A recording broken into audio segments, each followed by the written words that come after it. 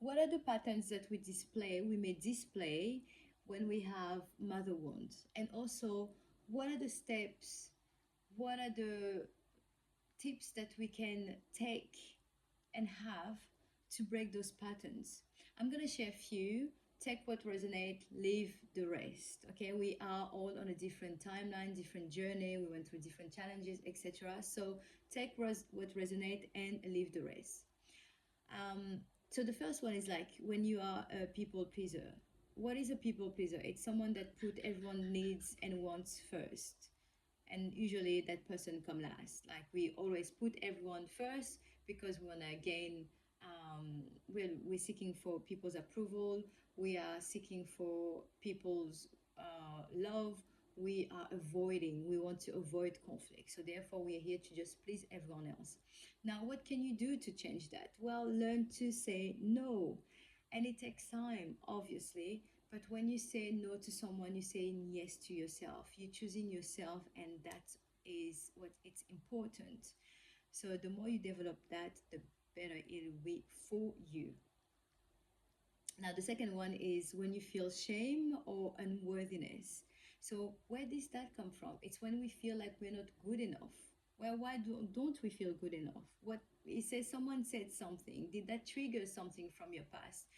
As well, recognize those patterns. Like, see what what people say that trigger that sense of shame or unworthiness. So, for example, in my case, like a few months ago, with what I was going through, I felt shame and the guilt because of what was happening. But then taking a little bit of step back and analyzing the situation, obviously be like, well, no, that's not my own. So therefore, I shouldn't feel ashamed about it. Where did I come from? Who displayed this behavior in my childhood? For example. Now, how can you make that shift? Well, develop some self-love, some self-compassion. Recognize that it's not your behavior. Recognize that it's not your action. So therefore, why would you take that on board? Why would you feel guilty or shameful about something that you haven't done? Yes, it's happening to you, but it's not your action, right? So try to find peace with that and stop seeking for external validation. Now we've got if someone is a perfectionist or an overachiever. Oh, we've been there. We've been there. I feel like this is when we try to earn, love, or like we try to avoid being judged by people. We are mirroring our mom's high expectation. Yeah, our mom used to be, a single mom and having three jobs, and yeah, she became successful. Well, those days things are different, and if you're not that person, it's okay. All right, it's okay to maybe for things to take a little bit longer. It's okay if you have just one kid and you're struggling, you will get there eventually, but stop mirroring the high expectation that your mom displayed. Okay, because you're not your mom, you're not your friend, you are you for a reason. So embrace. So how to break those patterns, how to make those little changes, like embrace who you are and where you at. Embrace that. Embrace the fact that you might not have all the answer. Embrace the fact that you are imperfect. You are perfect in your imperfection. Okay, so let go of all those high expectation and be authentic. Be you. How many was that? Two, three. Fourth one is if you have fear of rejection or fear of abandonment. Okay, so how that's displayed when you're in a relationship, you are clinging on that relationship, you are codependent in that relationship, or you are scared to be independent in within the relationship, right? So um, and this can display on the fact that you have maybe in your past, maybe in your childhood experience conditioned love. You want love unconditionally, but everything came with a condition. Well, you do that and then you get this. I love you if you this, blah blah. So that's where you can develop that fear of rejection or abandonment. So how can you um, what are the steps that you can take? What can you do to heal that? Well, like stand up for yourself. Like if it's in a relationship, if it's an issue in a relationship, if it's an issue of like codependency, for example, then take some step to become more independent. Um, One of my mistake was, for example, having a joint account. Like you may be able to do that, but make sure that you have something else. You know, like obviously I'm not here to say go in a relationship and don't trust the person and blah blah blah blah. No, but like make sure that to avoid those patterns that you put something in place, have a job, um, have different bank account, have different type of stream of income, have make sure that you can just be independent, and regardless of what happened in your relationship, in your friendship, in your work, that you can fall back onto something, right? um, then we have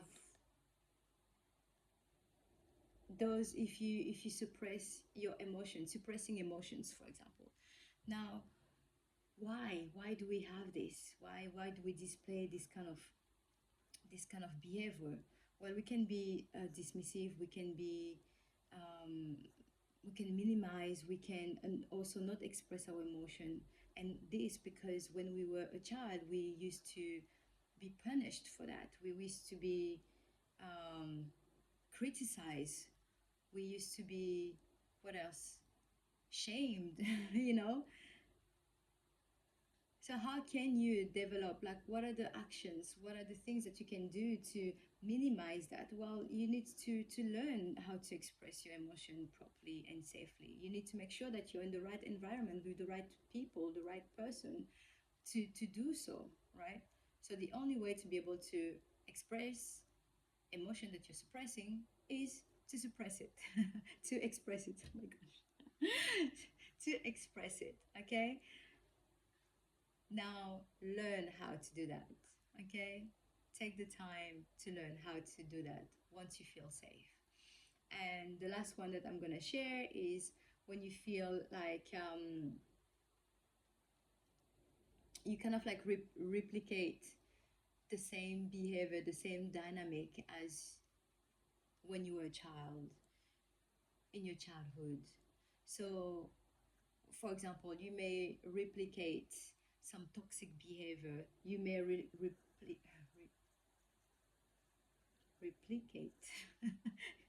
some codependency behavior. You can um, replicate some, what are those? Yeah, toxic behavior, codependency behavior.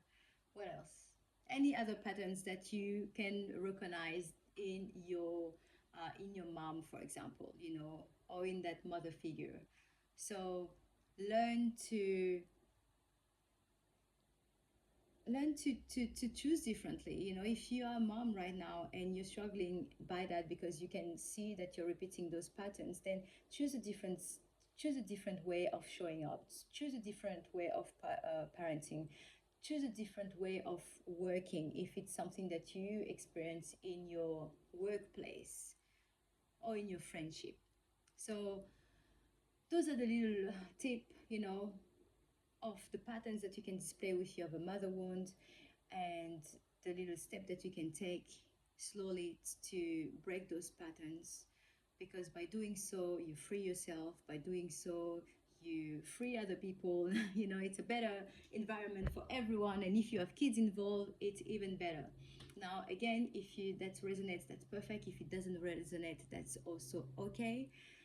Let me know where have you where can you recognize those behavior, where can you recognize those patterns, which one have you got and you're working on.